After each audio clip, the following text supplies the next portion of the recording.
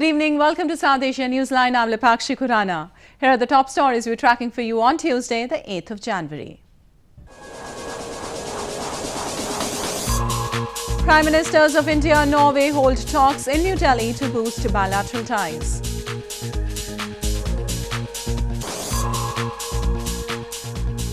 Nepal's Tourism Minister refutes corruption allegations in airbus deal.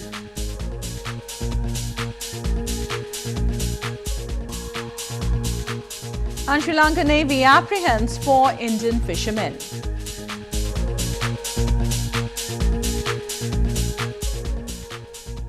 And now for all the details. Norwegian Prime Minister Erna Solberg on Tuesday met her Indian counterpart Narendra Modi in New Delhi and discussed issues including blue economy, climate change and sustainable development goals. Both the leaders later agreed to launch India-Norway Ocean Dialogue for sustainable use of marine resources between the two countries.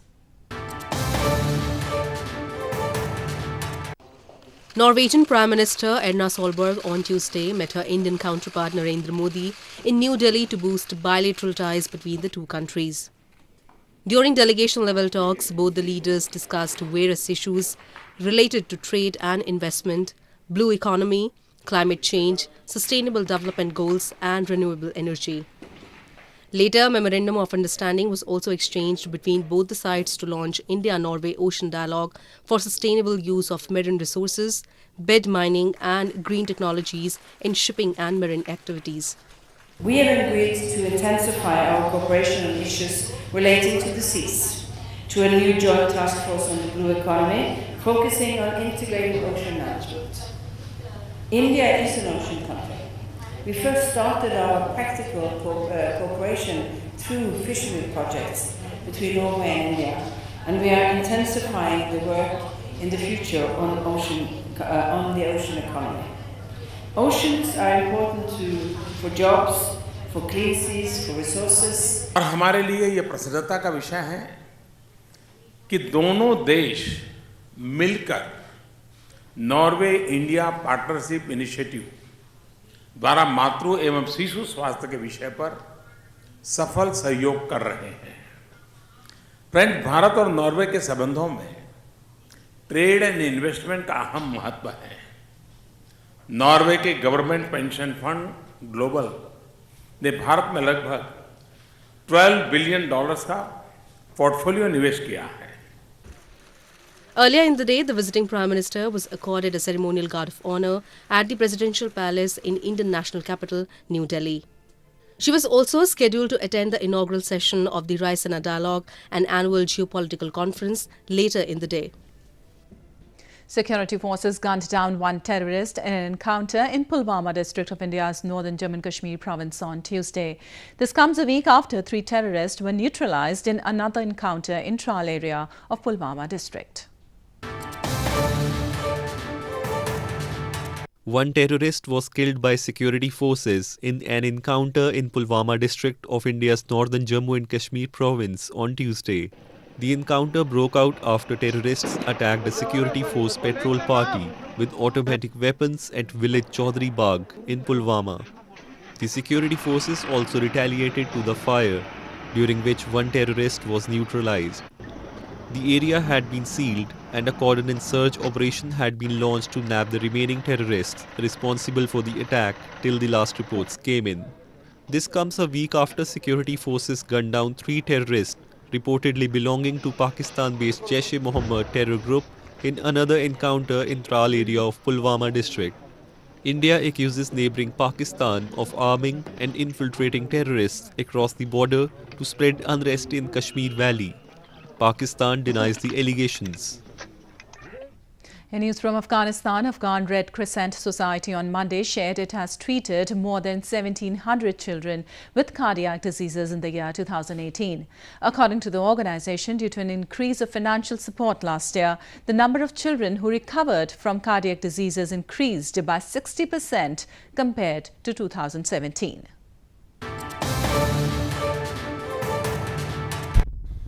Afghan Red Crescent Society or ARCS on Monday said more than 1,740 children with cardiac diseases were treated by the organization in 2018.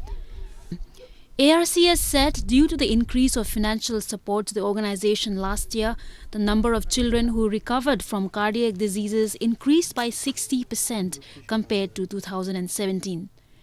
ARCS statistics show that in the last 10 years, over 8,670 children with cardiac diseases were treated in Afghanistan and also sent outside the country, in some cases for further treatment.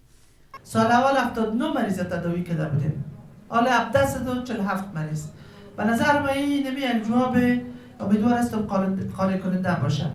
ARCS statistics show that more than 6,600 children are suffering from cardiac diseases and are waiting for the organization to provide them with treatment opportunities. ARCS officials on Monday said they will inaugurate a hospital next year in Kabul, which will have modern equipment and better opportunities to treat cardiac diseases inside the country. In news from Bangladesh, Bangladesh's Prime Minister Sheikh Hasina took oath for a third consecutive term on Monday, over a week after national elections on December 30th saw her Awami League party win a landslide victory. This is Hasina's fourth overall term as Prime Minister.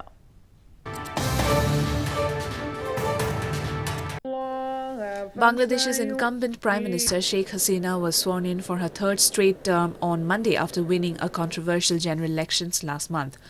Bangladesh's President Abdul Hamid administered the oath to Hasina and other cabinet members at the swearing-in ceremony at the Presidential Palace in Dhaka.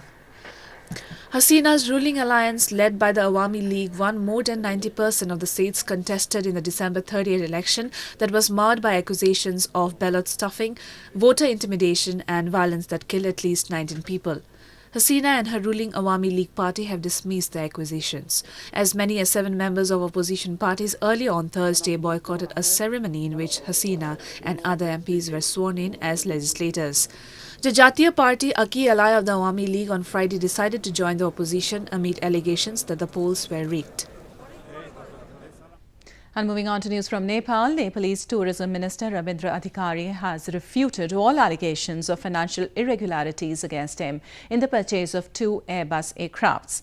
His statement came as the Parliamentary Public Accounts Committee on Monday endorsed a report of its subcommittee on the alleged wrongdoings. Nepal's Tourism Minister Rabindra Adhikari on Monday said all allegations of financial irregularities against him in the purchase of 2 Airbus aircrafts are baseless and far from the truth.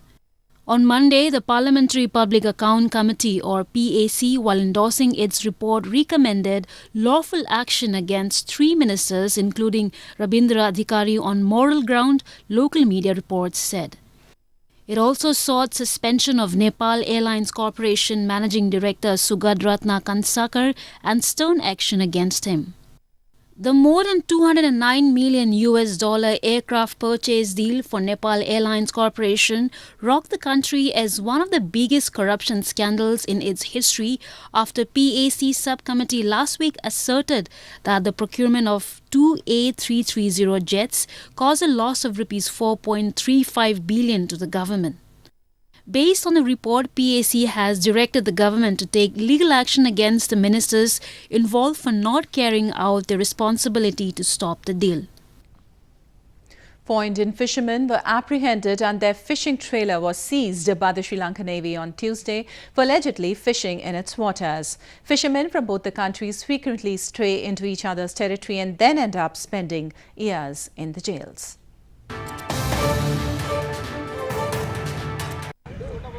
At least 4 Indian fishermen were arrested and their fishing trailer was impounded by Sri Lankan Navy on Tuesday for allegedly fishing illegally in its waters. The Sri Lankan Navy confirmed the arrest in a statement on its official website.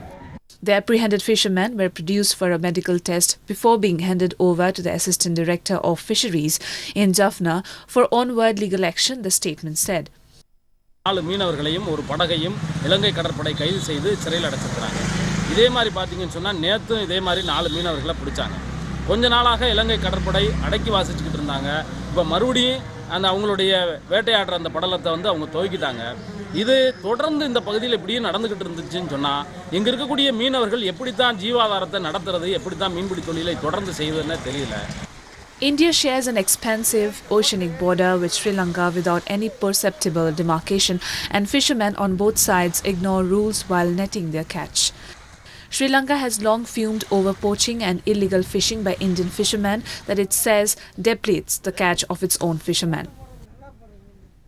An 81-year-old former lawmaker has been pursuing doctorate of philosophy or PhD in India's eastern Bhubaneswar city to fulfill his dream of getting higher education. Dr. Canarian Narayan Sahu left politics to follow the path of education and now lives in a hostel with his fellow classmates.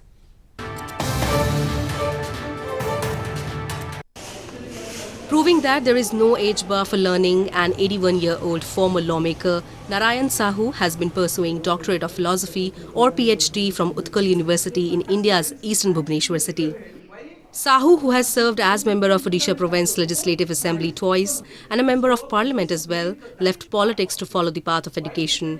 He leads the life of a common scholar in a hostel room of the university. The 100 square feet hostel room where the octogenarian lives has a small bed covered with a mosquito net, while the rest of the space has been occupied by clothes, books and a table crowded with notebooks and study material. At the age of 81, I enjoyed my life with the students, enjoying the picnic only last week. So, this is a great opportunity for me to feel young with youngsters. Because he is 80 years old and still he is studying in the department, and especially he is the student of PG department of philosophy. So I am very much inspired by him because he is studying at this age of 80, and it is very inspiring for all of us. In 1963, Sahu graduated in economics from Ravenshaw University in Odisha, but his zeal to pursue higher studies pushed him to become a student again after 46 years. In 2011, he completed his post-graduation from Utkal University and subsequently took admission in the same university to pursue Master of Philosophy or MPhil in 2012. The traditional winter dress, Fairan, has retained its charm among the people since ages in India's Jammu and Kashmir. The loose-fitted gown worn by both men and women as an overcoat scores over the modern winter costumes due to its comfort and warmth to beat the chill.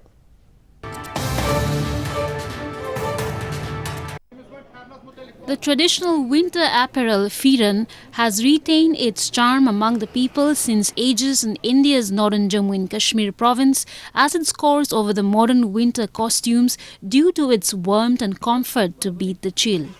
Fairan is a loose-fitted gown worn by both men and women in the Kashmir Valley and acts as an overcoat for the people and helps them protect themselves from the bone-chilling cold. The clothing markets in the Kashmir Valley have been buzzing with the surge in sales of the traditional robes tailored in different styles and designs.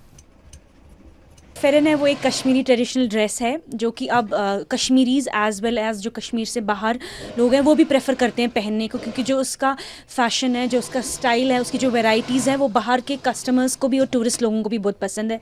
वो लोग भी prefer करते हैं फेरन पहनना. फेरन जो है एक loose dress होता है जिसमें आप कांगड़ी अंदर से ले सकते हो, लेकिन अब थोड़ा मॉडर्नाइजेशन आ गया तो अभी थोड़े टाइट वाले फेरन्स भी आते हैं मार्केट में. In Kashmir, women wear embroidered fairans with wide sleeves, while men wear plain dress with narrow sleeves and left side chest open collar. The garment is so popular among the Kashmiris that it has become synonymous with their identity across the globe. Well, that's all we have for you from South Asia this evening.